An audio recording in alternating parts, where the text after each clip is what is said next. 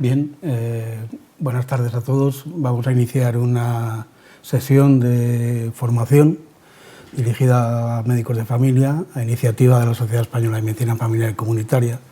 Se trata de un encargo, entre comillas, que se hizo al grupo de enfermedades infecciosas hace unos días y que por diferentes razones pensábamos que se podía haber realizado con alguna antelación, pero hasta hoy no ha sido posible.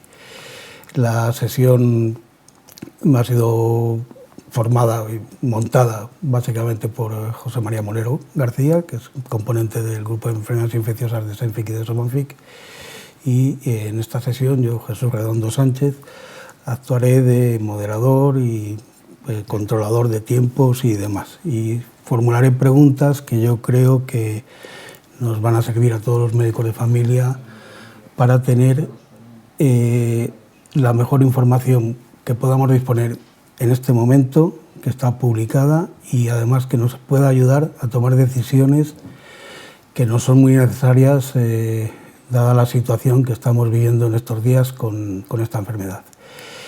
No vamos a retrasarnos más, vamos a comenzar ya la presentación. La sesión va a constar de dos partes, básicamente. La primera parte va a consistir en una exposición del marco teórico en el que nos vamos a mover con esta enfermedad, en el que se repase un poco las características principales del virus, su mecanismo de transmisión, la clínica, aspectos relacionados con el diagnóstico y algunos comentarios que nos parecen importantes que están relacionados con el tratamiento. Y la duración de esta fase será de unos 20-25 minutos, para posteriormente abrir un coloquio mediante un correo electrónico en el que podéis dirigir preguntas que yo trataré de seleccionar o, en fin, de alguna manera armonizar para formularlas y que entre los dos las podamos ir comentando. Ya os adelanto la dirección de correo electrónico a la que podéis mandar estas preguntas, es preguntas@senfic.es. Así que ya no esperamos nada más y José María, cuando quieras. Gracias, Jesús. Gracias por estar ahí. Seguro que no es fácil después de la jornada que se ha tenido de trabajo hoy, de la que tuvisteis ayer, antes de ayer, de la que están teniendo los compañeros que probablemente no se puedan conectar en este momento. Pues lo ha dicho Jesús, de repente nos ha llegado una situación de alerta sanitaria, de epidemia, que aunque parece que era previsible que llegase, no en esa intensidad y no con este impacto que está teniendo no solamente entre nosotros, sino también entre la población. Hay demasiada información, demasiados protocolos, demasiadas guías, demasiados posicionamientos, y creo que lo que pretendemos esta tarde es tener una base nuestra. Hemos seleccionado, efectivamente la presentación la he realizado yo, pero tenemos detrás al grupo de enfermedades infecciosas. Tengo a Javier Arranz, compañero que también ha participado en la elaboración de esta presentación, que hemos estado intentando seleccionar, revisar y comprobar todo lo que está publicado y aquello que podría ser de interés para tenernos una idea de lo que es la enfermedad, de cómo se transmite, de cuál es la manifestación clínica, qué síntomas o signos nos pueden ayudar a la hora de poder tomar una decisión clínica, que es lo que fundamentalmente tenemos que hacer a lo largo de esta enfermedad. Como ha dicho Jesús, esperemos que luego también puedan aclararse muchas dudas, porque es lo importante, aparte de lo que yo ahora voy a exponer, el que podamos luego resolver esas dudas o salir de aquí con unas ideas, unos conceptos básicos que nos pueden ayudar. Bueno, en primer lugar, agradecer en nombre de la SENFIC la participación de la compañía GSK, que ha financiado exclusivamente el soporte técnico de esta ponencia y de esta actividad, y por supuesto no ha intervenido en ningún tipo en la selección de los ponentes ni en el contenido que tienen las presentaciones. También hay que expresamos cuáles son nuestras actividades personales y profesionales, y queremos también indicar que por esta actividad ninguno de los dos ponentes vamos a percibir retribución de ningún tipo, ni remunerada ni no remunerada por dicha actividad. Bueno, pues el escenario de los coronavirus creo que era algo que todos teníamos ahí, que nos sonaba porque había habido dos casos o dos situaciones graves hace muchos años, pero no, realmente no éramos conscientes de que el coronavirus es un coronavirus que circula todos los años, circula en invierno, circula entre los catarros o las infecciones respiratorias altas que vemos en nuestros pacientes, evidentemente sin ningún tipo de la trascendencia clínica que tiene este o los que vamos a ver a continuación que se tuvo. Como se dice ahí, hay aproximadamente unos 7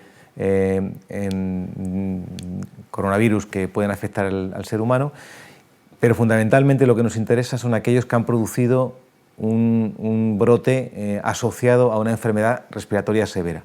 Los tenemos ahí, el MERS en el año 2012 y el síndrome del distrés respiratorio del adulto también en el año 2002-2003, y por lo que se caracterizan estos dos brotes es sobre todo fundamentalmente por la letalidad. El MERS, estamos hablando de un 35% de los casos fallecieron, y en el caso del síndrome del distrés respiratorio del adulto aproximadamente un 10% de letalidad.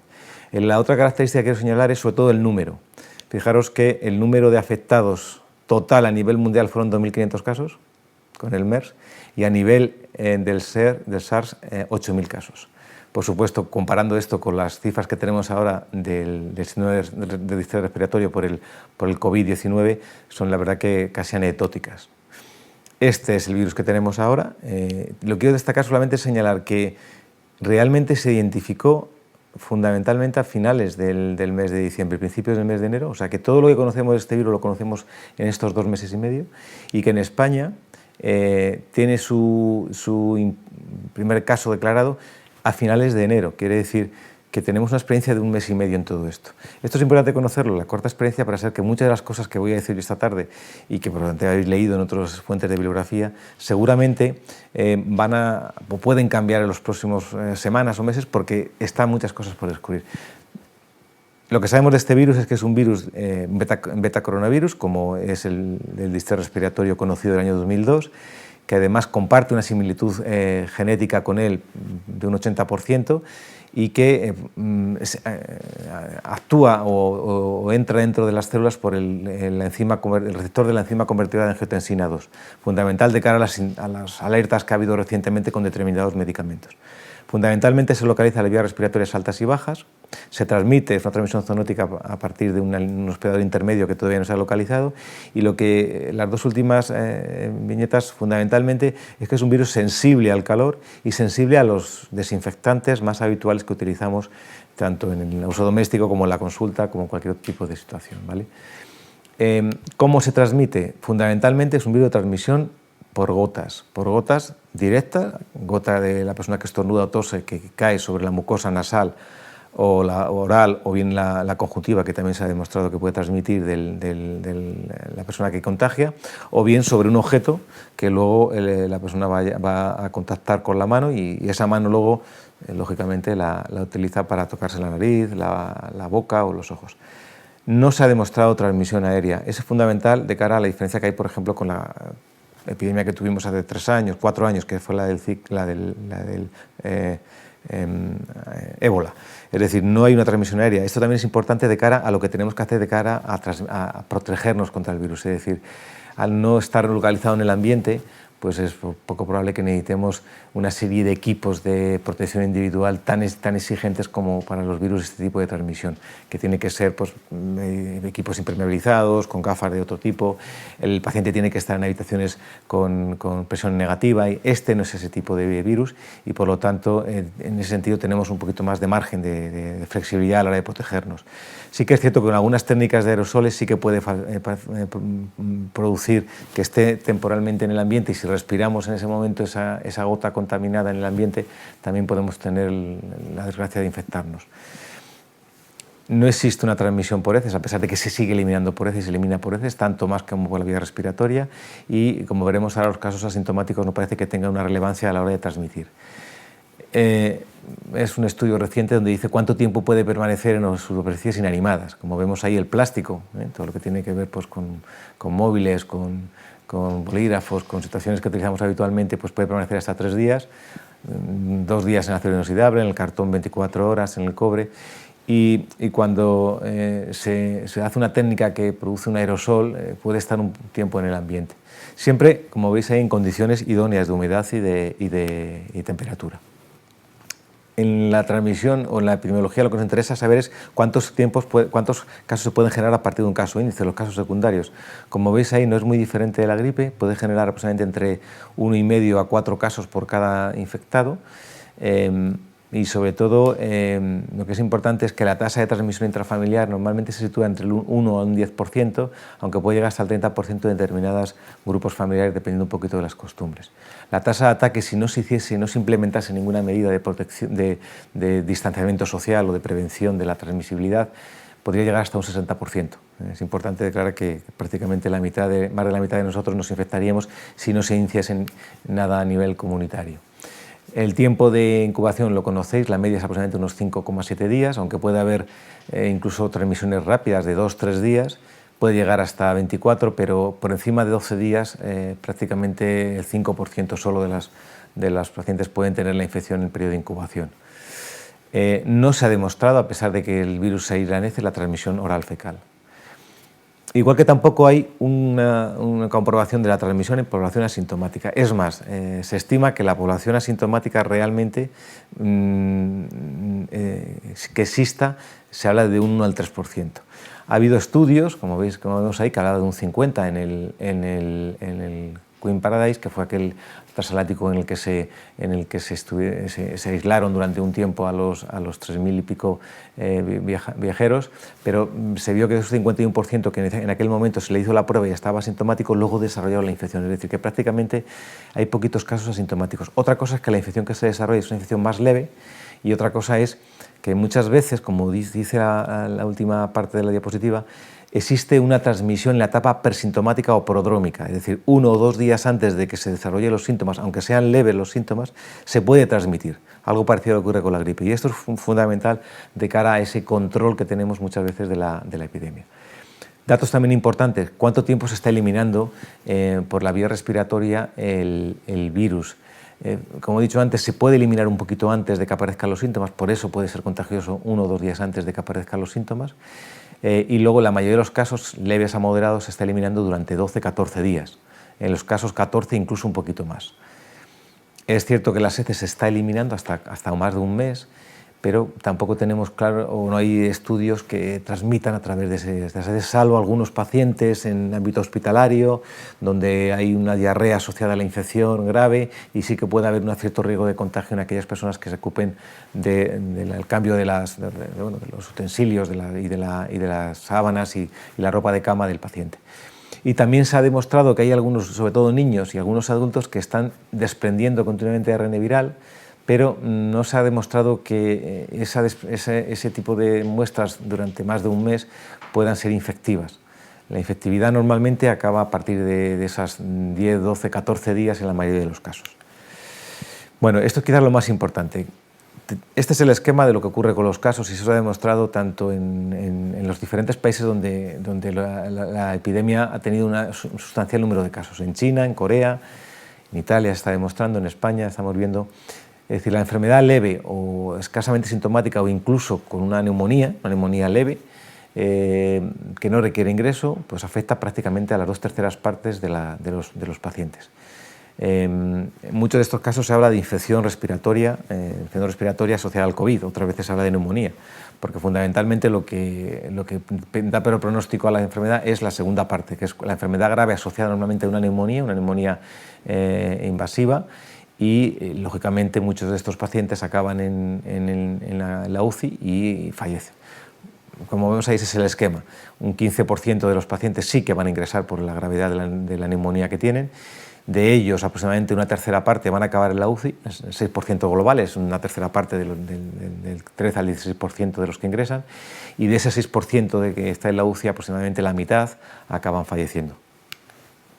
Estos son los datos de España, pero lógicamente depende de nuestro sistema sanitario. Nosotros tenemos más hospitalizados de los que realmente tenían en China, y yo creo que a medida que avance la epidemia esto también disminuirá en España.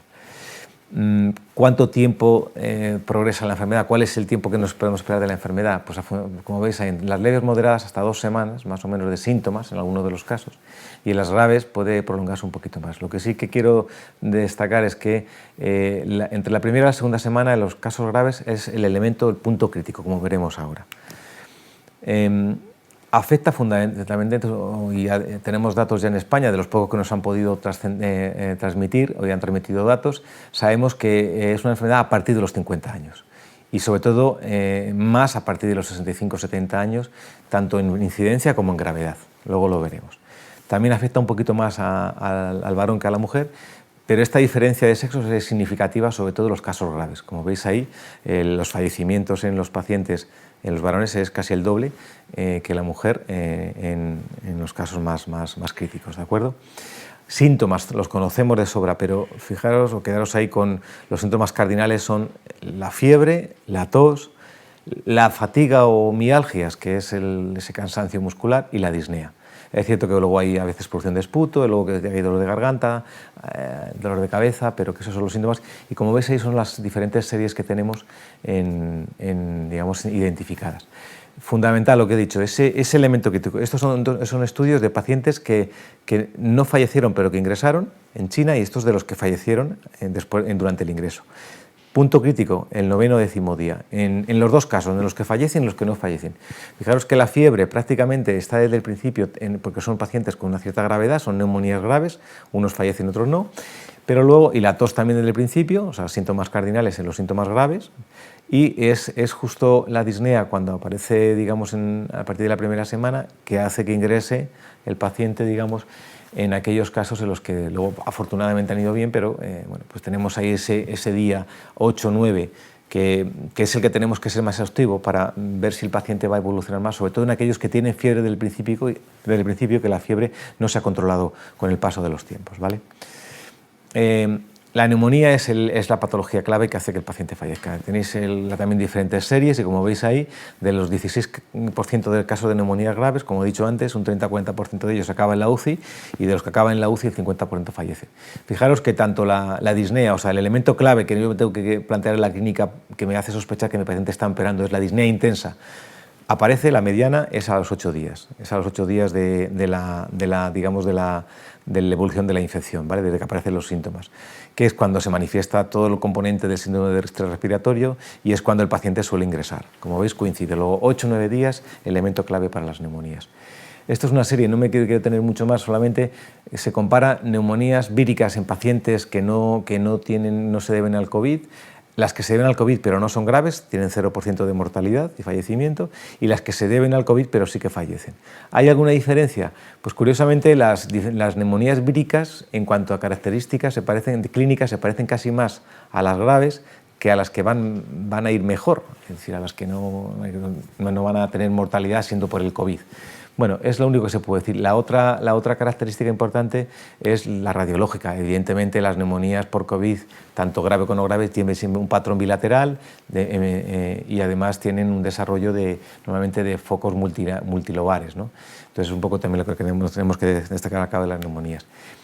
Como he dicho antes, el síndrome del COVID se caracteriza por síntomas menos graves, síntomas respiratorios en general, un catarro, una neumonía leve, o síntomas de neumonía más grave. Aquí tenemos la diferenciación de dos series bastante numerosas, y lo que se intentó ver es si había una diferencia en alguno de los síntomas o comorbilidad o la edad de las neumonías que iban peor, o sea, de las graves que acababan en la UCI, muchas de ellas morían, o de aquellas que eran realmente en sintomatología respiratoria, que es lo que vemos más o menos todos los días en nuestros pacientes. Paciente que viene porque tiene un poquito de tos, que ha tenido fiebre, febrícula, mucho malestar general.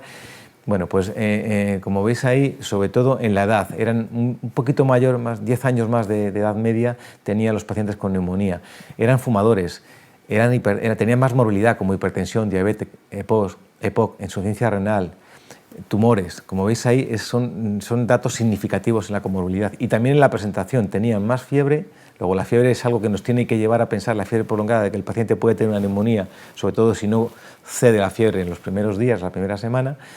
Tenían disnea, mialgias, cefalea, y sobre todo, lógicamente, como vemos ahí, el riesgo de fallecimiento era mucho mayor.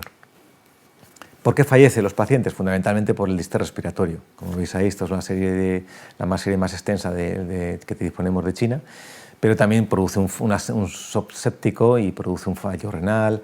En fin, hay una serie de situaciones extremas en las que fallecen. Como veis ahí, los pacientes que fallecen, graves que fallecen, tienen una edad media más avanzada y más morbilidad. Luego nos tenemos que dar siempre con la idea de que los que van a ir peor son pacientes que tienen edad avanzada, por encima de los 60-65 años, normalmente tienen 75-80, y además que tienen mucha comorbilidad. Más de las 2/3 partes tienen comorbilidad. Aquí en esta serie acabamos de recopilar lo poco que sabemos de España, pero fijaros que cualquier tipo de morbilidad de las que veis ahí está presente aproximadamente en una tercera parte de los pacientes. Eso globalmente. Ahí incluimos infecciones no graves, 70-80%, y las infecciones graves, que son ese 16%, que son las que algunas de ellas luego acaban en la UCI y fallecen. Luego, morbilidad, globalmente una tercera parte.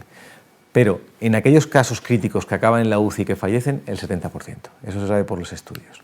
¿Y qué morbilidad? Pues la que veis ahí. La edad se considera un riesgo, pero a partir de 80 sabemos que la mortalidad solamente por la edad es un 16%. Luego la edad a partir de 60 se establece como es un salto cualitativo, pero lógicamente cada década posterior de los 60 es cada vez más riesgo. Los varones, sobre todo en aquellos que tienen comorbilidad o edad avanzada, el ser varón es un factor que penaliza también. Y las patologías que veis ahí, hipertensión, diabetes, otras enfermedades cardiovasculares, accidentes cerebrovasculares, enfermedades pulmonares, hepatopatías, enfermedad renal crónica moderada grave y luego tumores y sobre todo inmunosupresión. Los fumadores es un factor también de mal pronóstico, sobre todo en los pacientes que ingresan. Se ha visto, hay factores pronósticos en los pacientes que ingresan, uno de ellos es el tabaquismo. La tasa de letalidad, pues es imposible establecer una tasa ahora mismo. Llevamos sorpresas, fijaros Italia, ¿no? La tasa que tiene, nosotros estamos en 3,4, no es una tasa baja, comparado con, por ejemplo, lo que al final han tenido los chinos. Es cierto que estas tasas de letalidad los chinos al principio eran de un 15%, en China, perdón, los chinos. ¿Por qué? Pues porque al principio se diagnostican, se detectan los casos más graves, los que van peor, pero luego, lógicamente, se va ampliando los casos más leves y esta tasa va a bajar seguramente bastante en España. Y, como veis ahí, fundamental, edad. A partir de los 60 años ya empieza a duplicarse la tasa normal habitual, 3,6, pero es que luego a partir de los 79-80 y en los 80 prácticamente se multiplica por 4, ¿vale? Y vuelvo a repetir lo mismo, fallecen sobre todo aquellos que tienen morbilidad. Y como veis ahí, qué tipo de morbilidad, ¿de acuerdo? Y los críticos, he dicho que los que están en la UCI, un crítico fallece el 50%. A ver, niños. No tienen menos riesgo de infectarse que los adultos, no, eso es falso. Lo que pasa es que desarrollan cuadros más leves y pasan más veces desapercibidos. Son cuadros leves, la mayoría de ellos, no asintomáticos, sino levemente sintomáticos. Y pueden transmitir igual levemente sintomáticos que los que son más sintomáticos, ¿de acuerdo? Como veis, ahí os he puesto lo que sabemos de China, que prácticamente no hay casos por debajo de los 19 años y prácticamente no hay casos graves en ese rango de edad, ¿de acuerdo? Recordad que son aquellos que luego están eliminando durante mucho tiempo por las heces el virus, pero no tiene trascendencia cuanto a transmisibilidad. Otra duda que nos surge, el embarazo. La mujer embarazada, aunque se la sitúa como grupo de riesgo, por lo que sabemos del síndrome de distrés respiratorio del año 2002 y lo que llevamos viendo por los casos que se han visto ahora, de la serie de casos ahora, todos la verdad que han sido casos infectados en tercer trimestre, sabemos que no tiene más riesgo de infección ni de infección grave. En este momento no se puede decir que tenga ni más riesgo ni infección grave. Lo que sí que se ha visto en esta serie de casos es que hay un poquito más de morbilidad obstétrica y sobre todo, como veis, hay de pérdida fetal y parto pretermino y por lo tanto, hombre, a nivel de riesgo sí que es un riesgo para el recién nacido, ¿de acuerdo? Y tenemos que considerarlo como tal, pero no porque tenga más enfermedad más grave. Y luego la otra indicación también clara es que no se elimina por leche materna. Hay una recomendación ahora, acaba de salir un protocolo en el Ministerio que en el que no se desaconseja leche materna, si a la hora de la lactancia se siguen los mismos cuidados que seguimos de protección respiratoria. A ver, los hallazgos radiológicos, aunque hay cuestionamientos si se debe hacer o no se debe hacer, esto es lo que nos vamos a encontrar con una radiografía, que es en una neumonía con un patrón intersticial en vidrio esmerilado la mayoría de las veces, que suele afectar a los dos, o sea, suele ser bilateral, o si es unilateral es multilobular, ¿vale? ¿De acuerdo? Y bueno, pues ya veremos, a ver, lo podemos comentar luego si se debe hacer o no se debe hacer. La prueba que sí que tiene valor a nivel de diagnóstico, incluso anterior a la PCR en muchos casos, es el TAC. Hay recomendaciones a nivel de todas las sociedades de radiología, que bueno, que es una buena técnica, que es la que debería hacerse si tenemos sospecha, queremos diagnosticar un poquito antes a los pacientes, pero lógicamente por el nivel de radiación que supone y sobre todo porque hay otros métodos, por lo que aporta, porque realmente aporta diagnóstico, no aporta nada más, no aporta pronóstico, el pronóstico te lo va a dar la clínica, pues realmente no se aconseja hacerlo tampoco de rutina en todos los pacientes que ingresan. El diagnóstico, ¿cómo lo podemos hacer? Fundamentalmente, hasta ahora se está haciendo y se va a seguir haciendo con demostrar algo que tenga que ver con el virus. Normalmente se hace por la PCR, o bien el ácido nucleico, o bien antígeno viral. Y también tenemos pruebas rápidas que detectan sobre todo anticuerpos, anticuerpos IgG y IgM. ¿Cómo se comportan los anticuerpos? Pues como veis ahí, a partir del tercer o sexto día ya tenemos aumentados los IgM, ya los tenemos ahí. ¿Qué quiere decir? Que los test diagnósticos rápidos, este periodo de ventana de los primeros 5 o 6 días nos puede dar un falso negativo, ¿de acuerdo? Pero a partir de ahí ya nos sirve, ya es válido, ya nos puede servir. Con esos niveles que veis ahí de sensibilidad y especificidad, he puesto una de las marcas comerciales que más se utilizan y como veis ahí tiene un buen nivel de sensibilidad y especificidad. Esto es lo que probablemente tengamos, esperemos tenerlo ya la semana que viene para los casos no graves. Y ya termino con nociones fundamentales del tratamiento. A ver, ¿qué nos interesa del tratamiento? Que ahora mismo no existe evidencia de ningún tratamiento. Hay estudios en marcha que nos van a dar la evidencia. En el mes de abril seguramente ya tendremos algunos y en el mes de mayo tendremos otros. Que los tratamientos que se están utilizando ahora en muchas cosas son tratamientos que pertenecen a ensayos clínicos, pacientes que están tratados y así se han venido utilizando también en China, ¿de acuerdo? Lo que sí que tenemos claro es que es una enfermedad que no tiene tratamiento y por lo tanto es fundamental en las enfermedades graves el tratamiento de soporte vital, fundamental de las complicaciones, y también parece que hay unas recomendaciones, pero no porque se haya visto un efecto negativo o perjudicial claramente en el SARS, sino por lo que se ha visto en los anteriores 2 coronavirus, que sí que en determinados pacientes perjudica, empeora la lesión pulmonar si damos corticoides en este tipo de pacientes, ¿vale? Cuestiones sistémicos, ¿vale? Bueno, estos son todos los fármacos que no me voy a detener, luego lo podemos comentar si queréis, que están ahora mismo, se han probado. Más y más expectativas hay en el Remdesivir. Estos 2 estudios terminarán a principios de abril, tendremos mucha más información.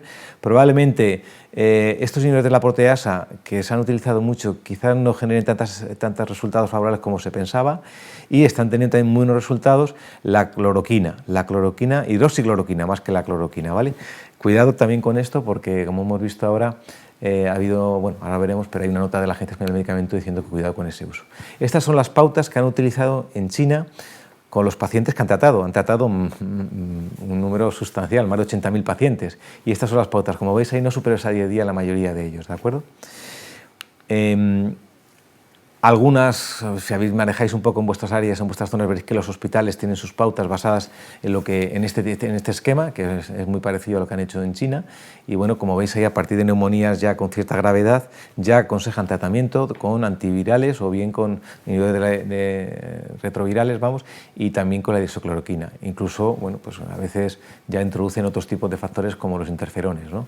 Bueno, yo creo que todo esto hay que ser cautos y de hecho la propia Agencia Española del Medicamento ha dicho, bueno, de momento todos estos fármacos se están utilizando a nivel hospitalario como uso un poco compasivo, ha recordado cuáles son las indicaciones de uso de estos fármacos y creo que debemos de esperar ese mes y medio donde tenemos muchas más evidencias de cómo podemos tratar o cómo puede tratarse este tipo de pacientes.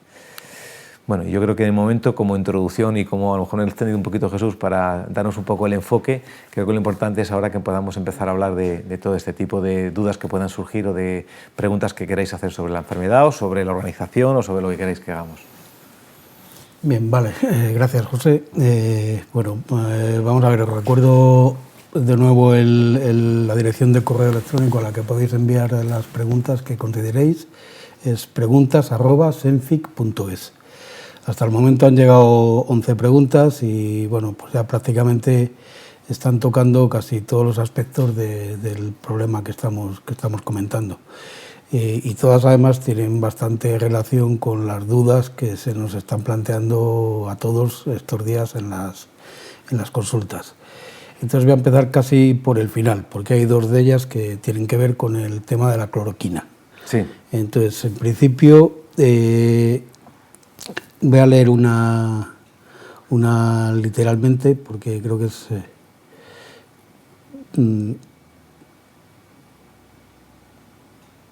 dice que ¿por qué Mónica dice que pregunta que quería saber el papel del Dolquine que puede tener al ser un fármaco que manejan en las residencias en los últimos días y en las altas hospitalarias. Si pudiera tener algún papel en nuestros pacientes que manejamos, pacientes leves, moderados, en su domicilio en este momento. Esa respuesta se va a contestar y se va a contestar, yo creo que en un mes. Acaba de salir publicado, por ejemplo, un estudio en Francia con muy poquito número de pacientes, 25 pacientes, en los que la diferencia entre pacientes que utilizaban la hidroxicloroquina frente al placebo era abismal en cuanto a resultados clínicos de eliminación, aclaramiento del virus, casi el 80% frente al 10%.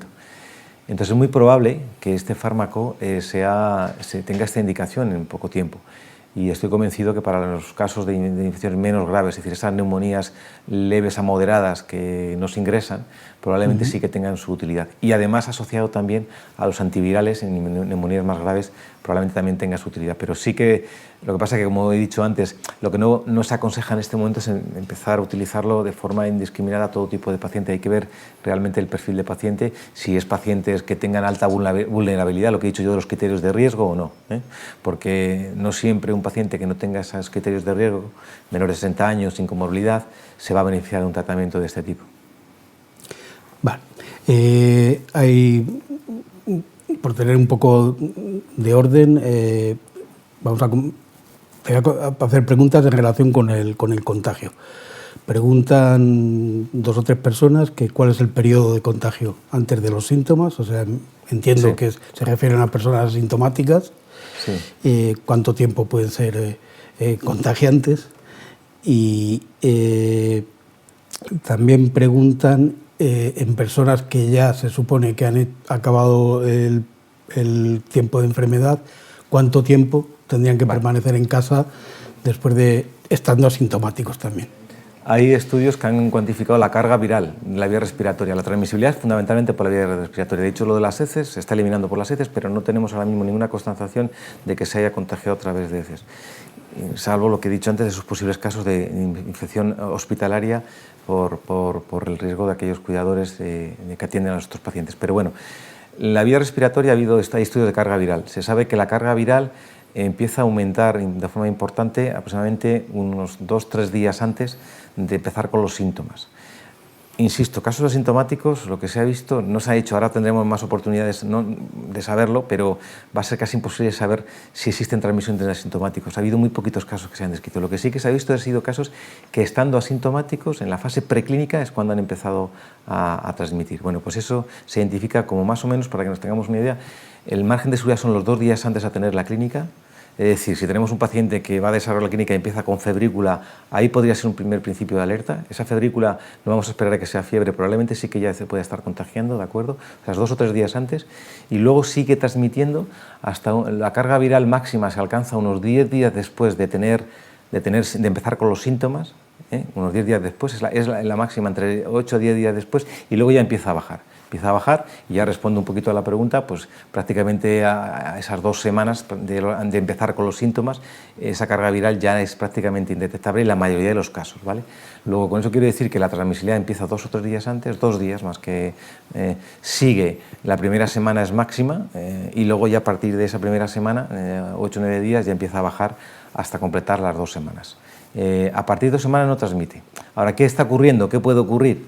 Que no olvidemos que también lo que sabemos ahora es de pacientes que han hecho una muestra. El criterio de curación es aquel paciente que tiene 2 muestras negativas separadas 24 o 48 horas, depende del país, respiratorias altas negativas. Pero claro, depende de la técnica de la muestra, depende de la profundidad en la que hayas cogido la muestra. Por ejemplo, se sabe que sobre todo al principio, la primera semana, aquí nos empeñamos en tomar muestras faríngeas, es mucho más productiva porque hay mayor concentración del virus en la vía nasofaringea que en la vía orofaringea. Y entonces, si has tomado una orofaringea, a lo mejor resulta que no has cogido todavía muestra del germen cuando realmente todavía está presente y no se ha erradicado al 100%. Entonces, hay que tener cuidado porque muchas veces, aunque no se detecte el virus, puede seguir detectando. Por eso lo que se aconseja siempre de cara práctica a la clínica es decir, yo tengo un paciente, ha tenido una clínica, ha dejado de tener fiebre o una sintomatología aguda e intensa, y a partir de ahí yo, para asegurarme de que efectivamente se ha eliminado, dejo pasar esos 10 a 14 días decía la OMS,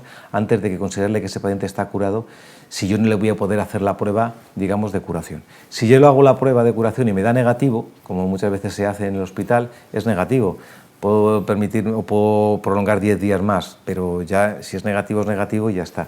Si se le da de alta al hospital, pero la prueba de alta del hospital no le han confirmado que es negativo, se le da de alta porque clínicamente está bien, pero puede seguir teniendo, vuelvo a seguir el criterio un poco que he dicho antes a nivel ambulatorio. Espero a que desaparezcan los síntomas y a partir de ahí espero 2 semanas.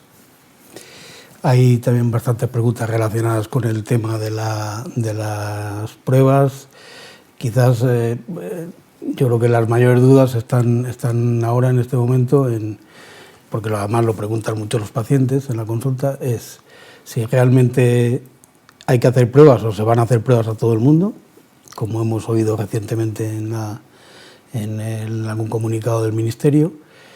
Y por otra parte, hemos visto también que ha habido alguna publicación que hablan de que son pruebas que tienen una prevalencia de falsos positivos alta, relativamente alta, ¿no? Del 50%. Sí, sobre todo. Entonces, ¿qué significado tiene real eso a la hora de interpretarlo, ¿no? A ver, ese dato a lo mejor es el que ha comentado. Ese dato se ha publicado recientemente, el 50% de falsos positivos en contactos. Es algo que se ha publicado hace poco el estudio. Hay un 50% de falsos positivos en contactos.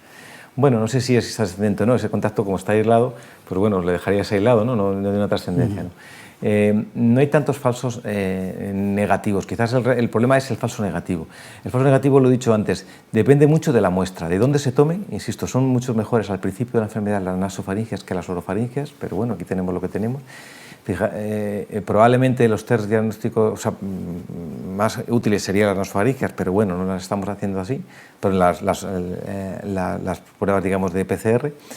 Entonces, depende de dónde se tomen, depende de la técnica de tomar. Es cierto que no es fácil, a veces pues no llegamos bien si la tomamos faringe a la parte posterior.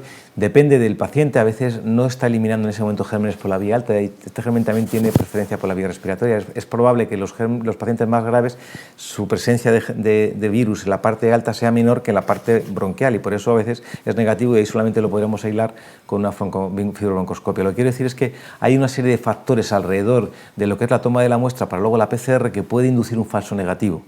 Falsos positivos no existen apenas, son falsos negativos, ¿vale? Y luego, la utilidad, pues, ¿qué vamos a hacer en un futuro?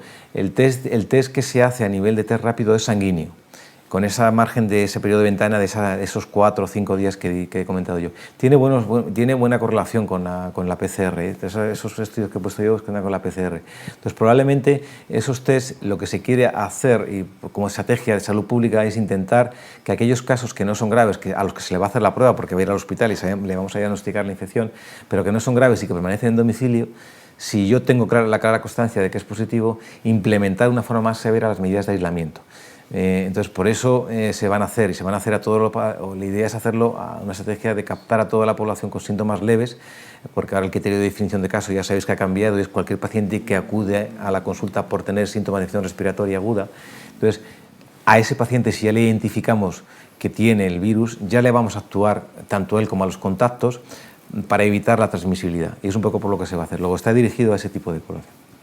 Hay bastantes preguntas, ya un poco para acabar un poco con este bloque, sobre el tema de la inmunidad permanente o no después de haber pasado la infección. Eso, ¿podrías hacer algún comentario sobre ese tema? Es pronto para saberlo, pero lo que sí que se ha visto es que no se han descrito series de reinfecciones. Otra cosa, vuelvo a repetir, ese paciente que ha eliminado el virus aparentemente, pero por circunstancias individuales, resulta que luego vuelve otra vez a tener el virus. Es más que una reinfección, es probablemente una reactivación. De hecho, hay muy poquitos casos, y lo que están hablando de este tipo se está haciendo un seguimiento de estos casos, investigando bien estos casos, son muy poquitos. No se han reinfectado, se han reactivado la infección previa. Entonces, en este momento se puede decir que la inmunidad, a diferencia de otras enfermedades, sí que genera protección. Otra cosa es que lo que parece, pero claro, he puesto ante el tiempo de evolución, es que llevamos 3 meses y medio con la enfermedad. Bueno, vamos a aplazar un poco otro bloque. Ya os informo un poco que hay 156 preguntas. No me da tiempo ya casi a leerlas, pero bueno, voy intentando un poco... Recordar que luego la presentación esta y más extendida se va a colgar para que se pueda bajar, claro, la presentación va a estar disponible, o sea que bueno, no hay problema. Pero bueno, yo creo que es muy interesante lo que estamos oyendo, ¿no? Entonces, yo creo que hay varias preguntas ya que están un poco entrando, quizás en lo que los médicos en estas 2 últimas semanas, sobre todo los 10 últimos días, ya hemos empezado a ver, ¿no? El tema de la placa de tórax. Yo creo que es algo crucial, ¿no? O sea, realmente por muchos motivos, ¿no? Por problemas de accesibilidad, por tener un paciente que es potencialmente infectivo moviéndole de un lado para otro, si realmente nos aporta algo a los médicos de familia para tomar alguna decisión y qué decisiones podríamos tomar. En fin, si puedes hacer algún comentario sobre eso. Sí, tienes toda la razón del mundo, y además me gustaría que quedase claro, primero, que estamos en una situación excepcional, es decir, estamos ante una epidemia y un virus en el que lo que estamos extremando son las medidas de protección individual de los profesionales que atienden a estos pacientes. Eso quiere decir que tenemos que intentar que las intervenciones que hacemos nosotros sean o generen el mínimo riesgo para los profesionales, y si generan riesgo tiene que darnos una información muy valiosa, que dependa de esa información lo que vamos a hacer en la clínica. Lo que sabemos de la neumonía grave, es que la neumonía grave se detecta, lo hemos puesto ahí una gráfica, se detecta porque aumenta la disnea, porque el paciente se pone peor en cuanto a otros criterios de insuficiencia respiratoria, taquipnea, saturaciones bajas, el paciente mal estado general, el paciente, digamos, se diagnostica clínicamente que va a ir mal. La radiografía, lo que sí que sabemos es que es un complemento más, información complementaria, pero nunca va a decidir cuál es el curso clínico ni el tratamiento que va a recibir el paciente. Luego yo me tengo que plantear qué me aporta esa placa, lo que supone, como ha dicho muy bien, a nivel de cómo voy a mover a ese paciente a nivel ambulatorio en un entorno donde tiene riesgo de contagiar al paciente. Alguien tiene que acercarle a un centro donde haga una radiografía, dentro de la sala de espera de radiología, el mismo aparato de radiología, el técnico de radiología. O sea, que estamos hablando de que exponemos a riesgos para una radiografía que, si el paciente no tiene una clínica de gravedad, tampoco va a modificar mucho la actuación. ¿Qué quiere decir con eso? Que yo creo que las radiografías a nivel ambulatorio en este tipo de pacientes, a nivel ambulatorio, no las deberíamos de realizar. Si como clínicamente yo le voy a explorar y voy a seguir a este paciente, sospecho que ese paciente puede tener una neumonía, tengo la opción de diagnosticarla correctamente, porque es cierto que si además en un futuro inmediato estos pacientes van a ser susceptibles de tratamiento también con algún tipo de fármaco, no sabemos cuál, pues lógicamente hay que tenerle bien diagnosticado. Entonces, lo que sí que no me puedo plantear, y se tiene que plantear los protocolos, es si yo tengo una sospecha alta de neumonía en ese tipo de paciente, y además es un paciente que, aunque no esté clínicamente grave, si está clínicamente grave, me da igual la radiografía, hay que mandarle al hospital porque ese paciente va a ingresar. Si no está mal clínicamente y tengo dudas de que tenga una radiografía, ahí tengo dos escenarios. La alta sospecha o que pertenezca al grupo de la morbilidad, o sea, de la vulnerabilidad, mayor de 60 años, patologías crónicas, que sé que tienen mucha probabilidad de complicarse. En ese caso, probablemente, si yo sospecho una neumonía por auscultación o porque el paciente veo que tiene una frecuencia respiratoria un poquito más alta de lo normal, una frecuencia cardíaca, ese paciente sí que es conveniente hacer una placa, pero no a nivel ambulatorio. Ese paciente hay que darle de entrada otra vez al hospital y que ya le diagnostiquen, porque a lo mejor también se va a ingresar aunque no esté grave. Y la otra opción ya es el paciente que tengo sospecha de neumonía, pero que no tiene factores de vulnerabilidad, de menor de 60 años, no tiene comorbilidad. Es ahí donde también se deja un poco criterio del profesional. Acaba de salir actualizada la guía, las recomendaciones del manejo de urgencias hospitalarias del paciente con infección por el COVID. La guía del Ministerio, lo podéis entrar en la página del Ministerio y reconocer. ¿Qué aconsejan nuestros compañeros de las diferentes sociedades de emergencias y urgencias con este tipo de pacientes que no tiene factores de riesgo y tiene una neumonía? Pues que ese paciente, cuando una vez que le hagan la placa allí, van a remitirle con mucha probabilidad a atención primaria. Ahí yo tengo que tomar una decisión como clínico. Sé que probablemente tenga una neumonía, pero que no le van a ingresar. Bueno, pues ante la duda, si yo veo las condiciones del paciente, veo cómo evoluciona el paciente, pues, y no me quedo tranquilo, lógicamente le voy a enviar al hospital. Si no, pues lo puedo dejar, observar y en el momento en que empeore clínicamente remitirle al hospital. Pero lo que sí que tenemos que tener claro es que manejar ambulatoriamente con radiografías o pruebas de imagen estos pacientes no va a aportar nada para el seguimiento o para el manejo clínico, y además voy a poner en riesgo de contaminar a otros compañeros que van a ver a este paciente. Quería preguntar con aspectos relacionados con la clínica, ¿no?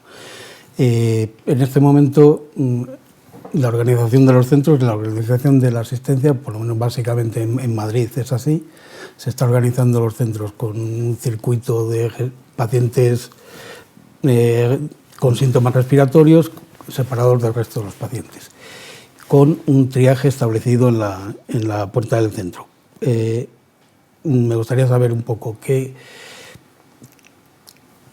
valoración haces tú de ese tipo de organización y en la experiencia tuya y en lo que hemos hablado durante estos 10 días, ¿te parece que eso hay que mantenerlo o habría que modificarlo de alguna forma? Las dos cosas, tanto la organización dentro del centro, por el tipo de pacientes que estamos viendo, como el triaje. Si realmente lo llevan a cabo principalmente las personas de enfermería, o te parece que tendría que haber un médico haciendo ese tipo de función. Vale. Bueno, una cosa es opinión y otra cosa es lo que se sabe. Lo que sí que se sabe es que definitivamente este tipo de pacientes tienen que estar identificados luego de forma precoz y diferenciados su manejo clínico del resto. Porque, como he dicho antes, el ejemplo de Italia creo que todo nos viene a la cabeza. Es decir, el caso cero de Italia, dicen que es caso cero, no sabemos si fue el caso cero o el caso 1, diseminó la infección en un servicio de urgencias porque no estaba bien identificado y no estaba bien aislado del resto de los enfermos. Contaminó médicos, contagió a otros enfermos, no hubo una reacción en 4 o 5 días y a partir de ahí el desastre, el caos. Bueno, eso es lo que tiene que intentar evitarse, que un paciente que tenga la infección por coronavirus no está al menos identificado como sospechoso y manejado de forma diferenciada del resto de pacientes, porque no olvidemos que en nuestros centros sanitarios, centros de salud, hay pacientes que tienen otras morbilidades y otras necesidades y que lógicamente son los primeros contagiados y los primeros, como hemos visto antes, que van a ir peor. Problema, ahora estamos, en la mayoría de los centros hemos establecido unos protocolos organizativos, como tú bien dices, que creo que son acertados en este momento, porque estamos empezando a ver este tipo de pacientes y creo que es lógico que cuando llega a un centro de salud, ese paciente que viene con sintomatología, con posible sospecha, al menos se le diferencie del resto de pacientes. En este momento, la mayoría de los centros de salud, por esta situación de que no sabemos cómo va a evolucionar, no están tampoco permitiendo el acceso a otro tipo de pacientes. Está utilizando mucho la organización de consulta telefónica. El paciente que tiene otros motivos de consulta que no sea la infección respiratoria no viene al centro, se contacta con él telefónicamente. Pero bueno, como nos espera desgraciadamente un proceso asistencial largo, esos pacientes no van a permanecer en su casa. Es decir, el hipertenso, el diabético, el que tiene ese va a venir al centro. Entonces, ese circuito de triaje para separarlos es fundamental ahora, pero fundamentalmente en el futuro. Se ha demostrado, como he dicho antes, que conteniendo ese tipo de pacientes no transmiten al resto y por lo tanto es un buen sistema. El sistema de triaje es fundamental, es lo fundamental, porque aparte de detectar el caso de sospecha, en el escenario en el que estamos ahora de disminución de recursos, tiene que haber alguien que detecte aquel caso que realmente, teniendo una alta sospecha de coronavirus, se le va a ver y aquel que no se le va a ver. ¿Va a cambiar este escenario? Seguramente con los diagnósticos rápidos, porque ahora probablemente sí que se hagan ese proceso, a ese paciente, a todos el diagnóstico rápido. Mientras tanto, creo que es fundamental que, dado como tenemos también unos recursos limitados, hay que diferenciar primero el paciente que viene con sospecha, separarle del resto y luego identificar a aquel paciente que puede tener necesidad de ser valorado por un clínico, en este caso por un médico de familia o un pediatra, ¿de acuerdo? Por eso el triaje es fundamental y yo creo que es fundamental que lo haga enfermería, pero creo que lo que se ha visto en algunas experiencias es que si además participa el personal médico, es un paciente mucho más orientado de cara a la atención posterior. Es decir, se van a ver menos pacientes, pero aquellos que más lo necesitan por parte del médico en aquella sala de aislamiento de pacientes, digamos, que tienen ese perfil de enfermedad respiratoria y por lo tanto sí que debe ser. O sea, triaje sí, necesario, obligado. Sí puede haber en algunos casos la participación de 2 sanitarios, médico y enfermera, es importante. Y con criterios un poco de que si no se hace, tenemos que tener una uniformidad. Creo que tiene que haber unos criterios de cuándo ese paciente que viene a la consulta, al triaje, se va a casa y luego ya se pondrá en contacto con él su médico responsable y se le mete en el seguimiento domiciliario, cuando ese paciente en el triaje pasa a ser valorado por el médico y también el médico tiene unos criterios también de derivación al hospital, ¿no? Entonces yo creo que sí que hace falta, que yo creo que un poco lo que han adolecido muchos de los protocolos es que no ha habido unos criterios de triaje, pasa a valoración por el médico, médico pasa a valoración por el hospital. Creo que eso sí que es fundamental. También echamos de menos en los protocolos que se han publicado y de hecho es un poco lo que hemos intentado suplir con el protocolo que hemos realizado aquí en Madrid recientemente, es un poco también la valoración clínica y la evolución de los síntomas, porque la atención de estos pacientes se está haciendo básicamente en domicilio por teléfono, y tendríamos que conocer un poco qué significa el síntoma fiebre, qué significa el síntoma disnea, en qué días nos tenemos que preocupar o no respecto a estos síntomas y sobre todo si hay alguna similitud entre los 2 tipos de población básicamente que estamos viendo ahora, la gente joven y la gente mayor con factores de riesgo, ¿no? Entonces, un poco, si podíamos hacer un comentario sobre esto, porque yo creo que es importante, sobre todo el tiempo de duración y si el tiempo de duración de los síntomas, aparte de la prevalencia que tengan, la importancia que tiene de cara al pronóstico del paciente. Claro. Sí. Como he dicho antes, he puesto una gráfica basada en un estudio en China donde los pacientes que no fallecían pero que ingresaban eran pacientes graves, tenían tiempos de duración de la fiebre de hasta 13-14 días. La disnea empezaba a aparecer a partir del día 7-8. Estamos a ponernos el perfil del paciente grave, que es un poco lo que nos tiene que interesar de cara al seguimiento. Es decir, es un paciente que tiene fiebre prolongada. Estos que ingresaron tenían hasta 13-14 días. La disnea aparecía a partir del día 7-8. La tos la tenían prácticamente durante todo el episodio. No es un síntoma de la tos que me pueda dar una importancia, digamos, a la hora de valorar severidad, pero sí la persistencia de la fiebre, sí la aparición de la disnea importante y disnea grave. Son dos síntomas que en el seguimiento tengo que estar muy atentos, ¿vale? Y lógicamente otros síntomas como las mialgias, como la cefalea, como el mismo esputo, pues, si es más o menos, quizás si es hemotoico o quizás si el esputo es muy purulento, sí que me puede indicar una sobreinfección. Hay poquitos casos de sobreinfección bacteriana en el coronavirus, pero bueno, sí que serían síntomas. Pero fundamentalmente de todos los síntomas o signos que hay, la duración de la fiebre y la aparición de la disnea son dos criterios que a la hora del seguimiento yo tengo que tener siempre registrados. Nosotros aquí en Madrid, que he participado en el mismo protocolo que Jesús, hemos hecho un checklist y hemos puesto precisamente esos criterios un poco para que no solamente que estén presentes, sino que además cuánto tiempo están presentes. Entonces yo creo que es fundamental esos dos síntomas en aquellos que van a ir mal. Duración por encima de la semana. Si además coincide que empieza a aparecer una disnea, es un paciente de los que habría que plantearse derivar al hospital, sobre todo si además, es la segunda variable, es un paciente con factores de riesgo de vulnerabilidad, es decir, mayor de 60 años y las comorbilidades que he puesto yo ahí. ¿De acuerdo? Entonces es lógico que en esos casos, en el seguimiento, tengamos establecido, bien el médico o la enfermera, que ese paciente hay que revisarle, hay que hacerle una evaluación clínica. Si evidentemente sigue con la fiebre en esa semana, pues voy a verle, voy a explorarle, voy a ver qué saturación tiene y me le voy a hacer un seguimiento más exhaustivo cada día porque ese paciente se me puede complicar. El día 7 a 9 son los dos periodos críticos en un paciente que tiene fiebre desde el principio, que la fiebre no se ha ido controlando, porque es ahí cuando aparece la neumonía y por lo tanto va a aparecer la disnea y por lo tanto le voy a tener que mandar al hospital. Y luego en pacientes jóvenes es cierto que lo que tenemos es un síntoma completamente atípica, completamente inespecífica, pues un cuadro catarral, suelen tener cuadros de mialgia, suelen tener un pico febril, un poquito de fiebre o febrícula. Lo que sí que se ha visto, y lo he puesto en esa diapositiva, donde se comparaba los cuadros de infección respiratoria como tal y los cuadros de neumonía, que todos ellos han acabado en el hospital. Lo que se vio es que efectivamente los cuadros que luego no tienen neumonía, pacientes más jóvenes, pero que tienen un cuadro infeccioso, es cierto que la presencia de fiebre también es un síntoma bastante significativo. No va a durar 7 días como el paciente que se va a complicar, pero un pico febril que se mantiene 2 o 3 días y que luego vemos que el paciente sigue con mialgias, que no está bien, eso puede también para que estemos atentos porque en cualquier momento puede aparecer el síntoma princeps, que es la disnea. La disnea es un paciente que indica disnea intensa, grado 3, grado 3-4, es un síntoma que tanto en un paciente joven como mayor, paciente con criterio de vulnerabilidad o no, nos va a obligar probablemente a remitir a ese paciente al hospital porque la disnea es el avance de la neumonía grave, la neumonía del distrés respiratorio en los pacientes que se han complicado. Gracias. Hay varias preguntas que tienen que ver con el asunto de los corticoides. Sí. El uso de corticoides, tanto por vía oral como broncodilatadores, corticoides por vía inhalatoria. Incluso algunas personas que están preguntando sobre la nebulización de corticoides.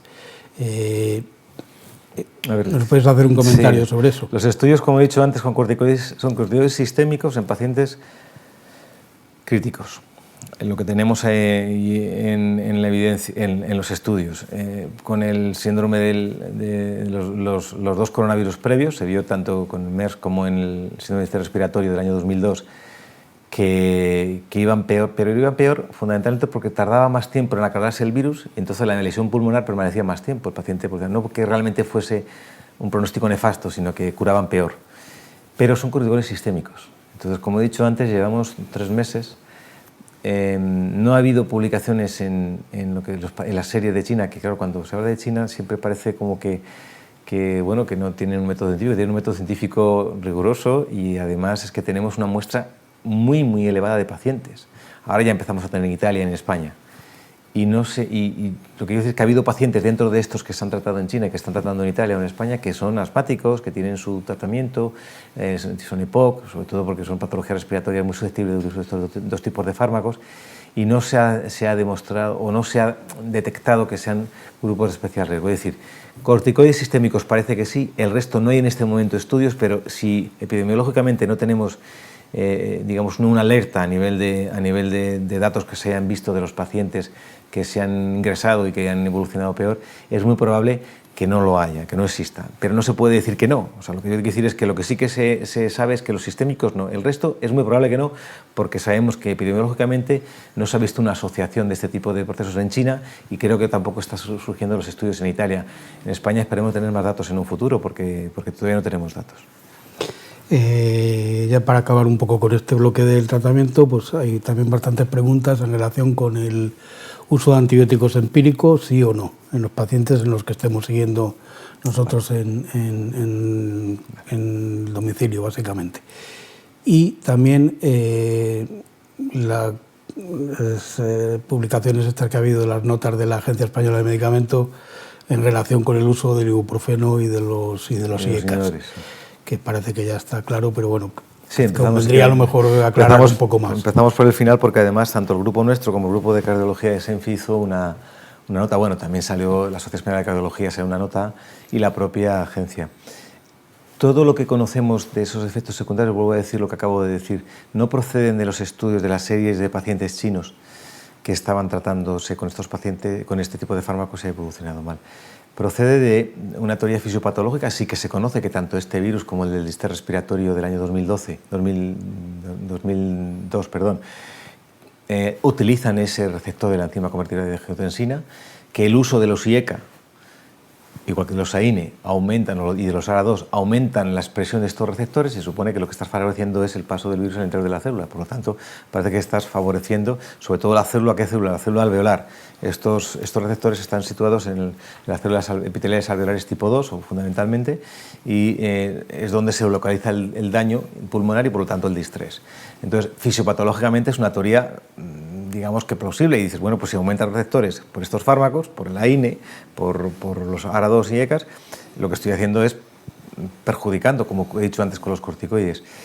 No hay estudios que lo den, no hay estudios clínicos que te digan que es así. No hay estudios que te digan, mira, es que estos pacientes, dices, bueno, José María, es que resulta que la hipertensión, qué raro que la hipertensión sea un factor de riesgo. Es un factor de riesgo para la además, una tasa de letalidad de los hipertensos de un 10 a un 12%. Probablemente, igual que la diabetes. Muchos diabéticos están con un ARA2 o con un IECA, fundamentalmente con un IECA, ¿no? Por el tema de la prevención de la nefropatía. Entonces, probablemente pueda tener otro elemento más para esa teoría plausible. Lo que pasa es que los datos que tenemos en China no han podido diferenciar de hipertensos con ese tratamiento, diabéticos con ese tratamiento.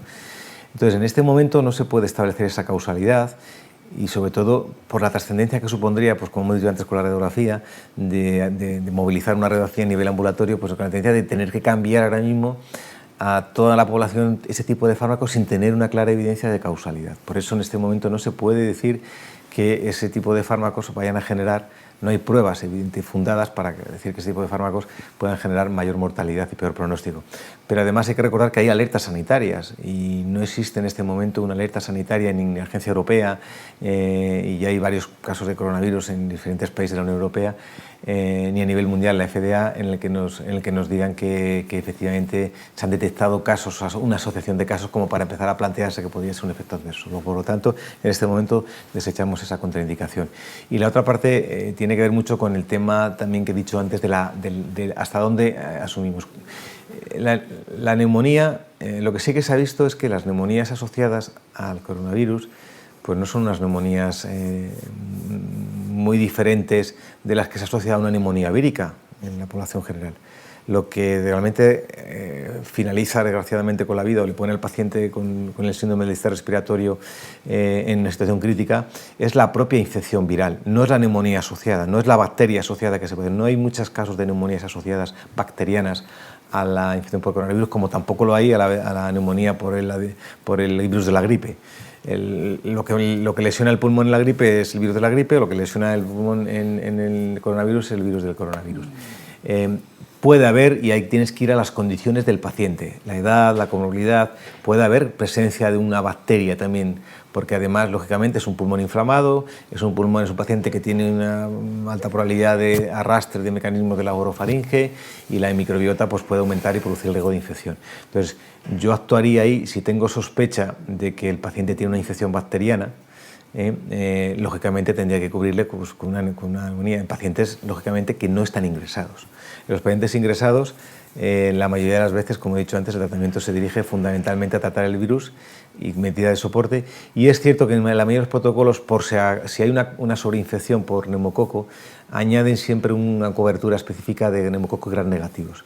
Pero no se ha demostrado que haya una coinfección más alta que los. Entonces, de entrada, si no hay sospecha, en el cuadro, en la mayoría de los casos, 80% de pacientes que no tienen un cuadro relativamente grave o que ni siquiera hay neumonía, yo no daría ningún tipo de tratamiento antibiótico. Si hay neumonía, me podría plantear cubrir el agente etiológico más prevalente en función de la edad, comorbilidad y otras características individuales del paciente.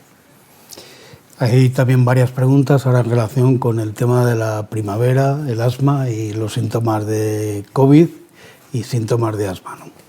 Bueno, básicamente preguntan que cuál es la actitud que deberíamos de tomar en este tipo de pacientes y si tenemos algún signo, síntoma, guía que nos pueda orientar para hacer algún tipo de diferenciación. Vale. Hay tablas ya que circulan por internet, imagino que las habéis visto, como las he visto yo, de diferencia. Antes decíamos gripe, catarro, ahora gripe, catarro y COVID. A ver, primero la gripe, lógicamente ya sabemos que está prácticamente en la fase final, si no ha desaparecido ya, aunque siempre va a haber casos de gripe. Luego, eso nos da un elemento, también una oportunidad, en el sentido de que si tenemos ahora la diferencia la tenemos que hacer entre un cuadro catarral o un cuadro por el coronavirus, porque gripe ya no hay o ya no va a haber. ¿Qué elementos me pueden llevar a sospechar? Lógicamente, si yo tengo un asmático que es asmático y que tiene además asociada polinosis y llega, pues hay elemento clínico fundamental. Si yo encuentro sibilancias, o sea, la auscultación, por ejemplo, los casos de neumonía por coronavirus es muy anodina.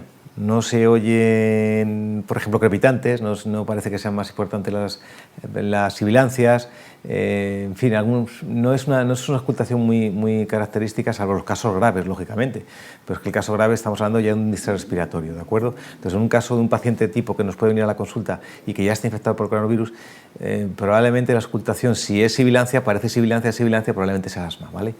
Entonces, ahí claramente no tendríamos que tener ninguna duda. Puede ocurrir que el paciente, tengamos duda porque no tiene sibilancias y tengamos dudas de la clínica, síntomas que nos tienen que orientar hacia el coronavirus. Lo que he dicho yo antes es ese pico febril en algún momento, no la fiebre del paciente que tiene fiebre desde el principio, que sigue con fiebre y que el que persista la fiebre por encima de una semana o un poquito más es criterio de remitir al hospital, no.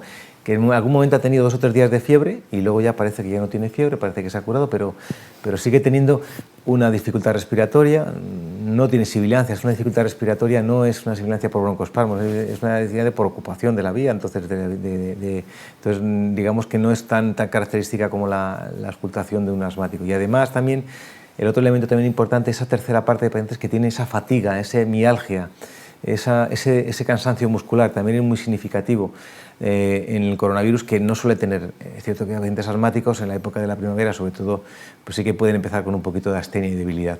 Pero este es un dolor muscular, es un dolor, una fatiga muscular, es decir, que haya tenido en algún momento fiebre, aunque luego haya desaparecido, pero fiebre, el que tenga esa fatiga muscular y luego la auscultación, que es una auscultación un poquito más anodina, no suele haber sibilancias, nos debería llegar a pensar a que es un paciente más probablemente con coronavirus que un asmático.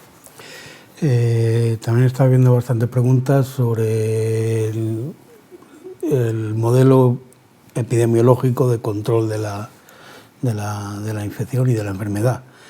Y preguntan básicamente las diferencias entre el modelo coreano y el de Singapur, que parece que han tenido más éxito que lo que se ha hecho en Europa o en España o en Italia, ¿no? Y si teníamos alguna explicación sobre eso. La explicación, pues yo sí que tengo mi explicación. Creo que Corea ya había tenido, esos dos países habían tenido una experiencia previa. Fijaros que el síndrome respiratorio previo afectó muy poquitos pacientes, ¿no? Y sabían un poco, también tuvieron la experiencia previa también con la gripe A, Y yo creo que ellos han hecho un modelo, primero, la concienciación de la sociedad coreana, pues con otro tipo de sociedades más occidentales es mucho mayor. En segundo lugar, ellos iniciaron una estrategia desde el primer momento de potenciar el distanciamiento, las medidas de distanciamiento social, incluidas la de bloquear, como hizo China en su momento, la de bloquear el tránsito de ciudadanos fuera de las zonas de más riesgo, ¿no? Entonces, desde el principio implementaron estas medidas. Ellos optaron porque era mucho mejor esa curva aplanada que todos habéis visto que este pico, que es el que nos estamos dirigiendo nosotros y que se dirige Italia, ¿no? Entonces, esa curva aplanada se consigue fundamentalmente con medidas precoces y medidas de distanciamiento social. Y un elemento fundamental, el control de los contactos y de los casos secundarios que se generan a partir de un posible caso índice. Eso es lo que nos falló aquí. Aquí es cierto que yo recuerdo que el primer caso fue a finales de enero, el 31 de enero, pero hemos estado durante el mes de febrero probablemente intentando, por no alarmar socialmente, el restar importancia a la enfermedad, que es verdad que no es una infección grave, como hemos visto ahí, una tasa de mortalidad de 1 al 3%. Probablemente cuando se diagnostiquen todos los que se tienen que diagnosticar en España será por debajo del 1%, incluso inferior al mismo nivel que de la gripe. Pero lo que sí que es cierto es que intentar minimizar para no alarmar socialmente y el no actuar con medidas de distanciamiento social eficaces, no digo como las que se han implantado ahora, incluso de aislamiento de poblaciones, pero sí de cierto nivel sobre todo de separar el caso índice y sus contactos del entorno habitual, ¿no? La que decía, no, usted sigue haciendo su vida normal, solamente si tiene síntomas cuando consulte. No, yo creo que ese fue uno de los grandes errores y he puesto el ejemplo de Italia. Italia se les disparó todo el ejemplo porque el primer caso índice no se pudo controlar y a partir de ahí ya se generó una red de casos secundarios que fue a tope. Entonces, ¿cómo se controlan los casos secundarios? Fundamentalmente con el diagnóstico del caso lo antes posible y con el control exhaustivo de los contactos, cosa que yo creo que aquí nos faltó un poquito de rapidez, lo hicimos un poquito más tarde. A partir de ahí ya todo ha venido detrás.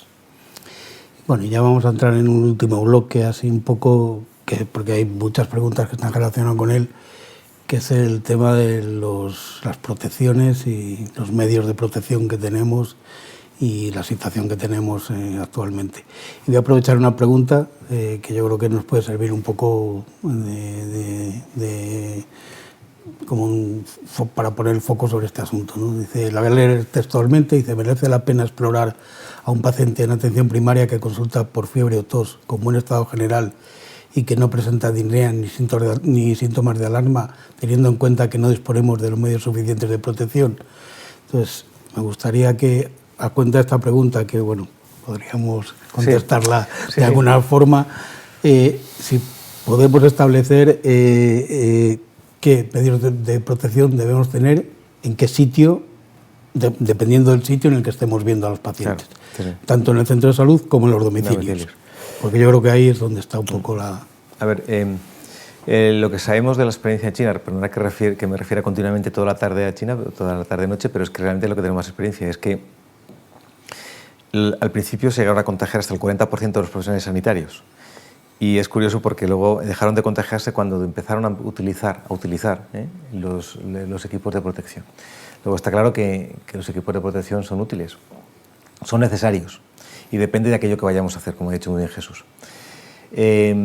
Lo que también está claro es que si es una infección en la que hay un alto riesgo de transmisibilidad, porque se transmite fácilmente esta infección, tengo que intentar minimizar al máximo los contactos con el enfermo y seleccionar mi intervención, la intervención de la exploración, como hacía la pregunta la compañera, o de cualquier tipo de intervención que yo voy a hacer, también decía antes lo de la radiografía, tiene que ser enfocada hacia algo que vaya a modificar la actuación clínica del paciente.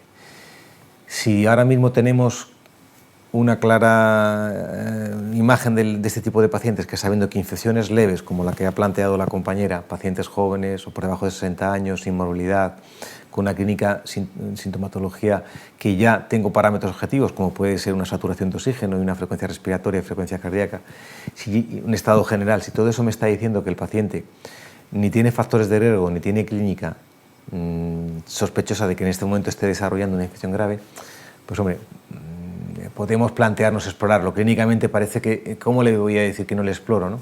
Pero también tenemos que tener en cuenta que yo me estoy exponiendo y estoy exponiendo también a otras personas que trabajan conmigo a que ese paciente contagie. la rentabilidad de la intervención ahí probablemente no va a mejorar el pronóstico del paciente porque no va a mejorar el que yo le explore, puesto que luego le voy a hacer un seguimiento periódico cada 1 o 2 días y si cambia la sintomatología ya sí que tendré que explorarle. Luego, si yo me dedico tiempo a explorar en ese momento cuando probablemente no esté justificado, voy a tener un riesgo y tampoco le voy a mejorar. Es decir, yo puedo explorarle, le voy a encontrar normal y voy a tener que hacer el mismo seguimiento a posteriori y voy a actuar de la misma forma que si no le hubiese explorado en ese momento. Yo en el triaje, como he dicho antes, tengo que explorar a aquel paciente que realmente tengo que auscultarle, tengo que verle, porque a lo mejor no se va a ir al domicilio, sino que se va a ir al hospital porque le voy a detectar criterios de gravedad en la misma exploración. Entonces, por eso tengo que seleccionar mucho mis intervenciones. Y cuando las haga, tengo que protegerme. Tengo que protegerme primero dándole al paciente una serie de elementos, la mascarilla quirúrgica, lógicamente si no se puede lavar las manos, los guantes, por si toca alguna parte que luego yo voy a tocar, y lógicamente que no esté con nadie más que el personal imprescindible para la exploración, probablemente el médico, y si luego necesito la intervención de enfermería, pues ya se tendría que pasar también a la sala de exploración. Y yo me tengo que proteger. Es cierto que si el paciente está bien protegido con una mascarilla, al ser una infección de transmisión respiratoria, si él está tosiendo y tiene la mascarilla bien puesta, es poco probable que me pueda transmitir. Lo ideal sería que yo utilizase los equipos de protección. Estos equipos de protección que se aconsejan en todos los protocolos están pensados en evitar la transmisión por gotas, no aérea, porque esta infección no se transmite por vía aérea. Es decir, necesito unas gafas para que no me contagie la mucosa, unas gafas no tienen por qué ser estas herméticas, ¿no? Sino que pueden ser unas gafas anti-salpicaduras. Necesito, lógicamente, una mascarilla que podría ser suficiente la quirúrgica. Hombre, la quirúrgica podría ser suficiente. Lo que pasa es que recordar que las mascarillas quirúrgicas lo que hacen es evitar la transmisión hacia afuera, no de fuera hacia adentro. Entonces, lo mejor son las mascarillas que tienen un factor de protección, puede ser FFP2, FFP3, normalmente FFP2 sería suficiente, ¿vale? Y, lógicamente, protegerme, no impermeabilizarme, como decíamos antes del ébola, porque no se transmite por vía aérea, sino con una bata antisalpicadura, resistente a líquidos. Con eso sería suficiente para que yo no pudiese tener el virus sobre partes de mi estructura anatómica y luego incluso transmitírmela yo mismo a otra persona. Entonces yo creo que eso tenemos que exigirlo en el momento de que hay una asistencia clínica que implica auscultación, exploración, es decir, que implica un contacto directo y que el paciente en algún momento sus secreciones respiratorias pueden estar en contacto conmigo, tanto en la consulta como en el domicilio. ¿De acuerdo? Otra cosa es la persona que está, por ejemplo, recibiendo al paciente, el profesional que está recibiendo en el triaje. Ahí tú no le vas a explorar, únicamente le vas a preguntar datos, anamnesis, tal, como mucho vas a explorarle la pulsoximetría. Ya sabéis que, pues con un plástico, incluso un mismo guante, podría detectar así no contamina, y luego tú le pases a otro nivel. Otra cosa es cuando el paciente va al centro de salud, a la unidad administrativa, y porque a veces va a recoger la baja, que esa es otra de las cosas que también tenemos que vernos, desgraciadamente, obligados a la burocracia. Entonces, ese tipo de cosas necesitan un nivel, digamos, de protección menor, pero la asistencia clínicamente, del profesional que va a tener un contacto directo mediante exploración con el paciente, mediante la anamnesis, sí que debería ser con este material, al menos que no es exigente en sí, no es un material exigente, pero sí de ciertas garantías. Bueno, creo que hemos llegado al final y no sé, se me ocurre si hacer algún comentario, si tienes algún comentario un poco respecto del futuro, por lo menos del futuro más inmediato, que ves, porque hay una pregunta que salió al principio, pero me pareció interesante, que realmente cuál era el papel de la atención primaria en este problema. Y si en 3 minutos eres capaz de darnos tu opinión, pues estaría bien. A ver, fundamentalmente nuestro papel es en esta enfermedad, que además es una enfermedad muy prevalente, que afortunadamente al no tener gravedad, la mayoría de los del manejo de los pacientes se van a manejar ambulatoriamente en los centros de salud, es un papel principal, tanto en lo que es la detección como luego el seguimiento y manejo clínico de estos pacientes. Por lo tanto, debemos de desarrollar todas estas actuaciones que se nos exigen. Esa detección, ese triaje y detección, triaje no solamente por diagnosticarle, sino triaje en aquel paciente que realmente está grave, ese 15-20% que al final va a acabar en el hospital, tenemos que detectarlo bien en el inicio, porque a veces ya viene del inicio, o bien durante el seguimiento. Luego nuestro fundamental es diagnosticar cuando el paciente se está complicando para que el paciente vaya al hospital, saber utilizar racionalmente también ese tipo de recursos, el recurso hospital, urgencia, el recurso, como he dicho antes, placa o estudio diagnóstico complementario también es a través del hospital. Y ahora parece que hay comunidades autónomas, Madrid es una de ellas, en la que está utilizando también unos centros de soporte o de atención más supervisada que el domicilio, para aquellos pacientes que, pudiendo estar en la comunidad, no pueden estar en su casa, porque ni los recursos domiciliarios ni a veces individuales o sociales lo permiten ni tienen garantías de que va a hacer un correcto seguimiento. Luego también se van a utilizar esos recursos, es decir, poder derivar adecuadamente al paciente a ese tipo de centros de internamiento durante una semana, 2 semanas, hasta que el paciente se cure. Luego, fundamental nuestros papeles en el diagnóstico, en ese triaje, ¿no?, de paciente grave no grave, y luego en asumir la labor asistencial. O sea, lo he dicho, si el 80% de los pacientes no tienen que ingresar y además es una infección leve, pues bueno, lo que hacemos siempre, ¿no?, seguimiento, prevención y control. Y yo creo que no debemos de evadir esa responsabilidad que es nuestra. Es cierto que siempre pisamos con la mentalidad, ¿no?, y vimos el número de muertes. Yo ayer una periodista, cuando decía es que hay 600 muertos, hoy hay más, desgraciadamente, digo sí, pero hay 1100 pacientes ya curados. Esto va a cambiar, es decir, va a seguir habiendo casos, y hoy la alarma es que habían subido un montón, claro que van a seguir subiendo, estamos en pleno pico de acceso, probablemente las medidas que llevamos 6 días con ellas empezarán a tener efecto dentro de una semana, y es cuando se va a aplanar un poquito la curva, pero vamos a seguir teniendo casos probablemente hasta final de mes, progresivamente, no con este nivel de crecimiento exponencial, pero vamos a tener casos hasta que consigamos un poco la meseta, que podría ser, dicen que en la primera semana de abril, yo creo que probablemente sí que sea así. Entonces, lo que sí que tenemos que ir viendo cada vez es el número de casos que se van curando, y que se van curando y se curan. Entonces, eso va a ir aumentando. Entonces, vamos a tener unas tasas de mortalidad, cuando empecemos a hacer test diagnósticos rápidos, mucho más bajas, porque vamos a tener más pacientes que sabemos o intuimos ahora que están infectados, pero no lo sabemos con una prueba, lo vamos a saber, y veremos que esas cifras, que son lo que nos asustan un poco, van a ser más normales. Y empezaremos a entender que, bueno, que la infección sí que va a tener un control. Lo que pasa es que estamos en plena fase de descontrol. Y nuestro papel es fundamental en el despistaje, por eso es fundamental, y también de aquí yo creo que todos hacemos esta reivindicación, que tenemos que estar bien protegidos, porque el problema es que ser el primer nivel de atención con muchos pacientes levemente sintomáticos, la fase en la que empiezan sintomáticos, porque en el hospital cuando llega muchas veces ya llega con un diagnóstico de gravedad, ya saben que es un paciente potencialmente coronavirus, pero a nosotros nos llega muchas veces ese paciente pues, que tiene un dolor de garganta, que tiene un poquito de mocos, que tengo un poquito de malestar pero no tengo tos. Ese paciente también nos puede contagiar. Luego, eso sí que es fundamental, el triaje a la entrada del centro, fundamental que nos protejamos si vamos a ver clínicamente, que esos pacientes muchas veces no hay que verles, y fundamental que nos protejamos cuando tengamos que ir al domicilio a valorar ese seguimiento que el paciente no va bien. Bien, pues despedimos aquí esta sesión y esperamos que os haya resultado útil, que nos ayude a todos a entender un poco mejor cuál es el manejo y cuál es nuestra función en esta pandemia, y esperar que, como decía José María, que pues en un mes o incluso en menos tiempo empecemos a ver que esto se empieza a controlar. Venga, muchas gracias a todos y hasta la próxima.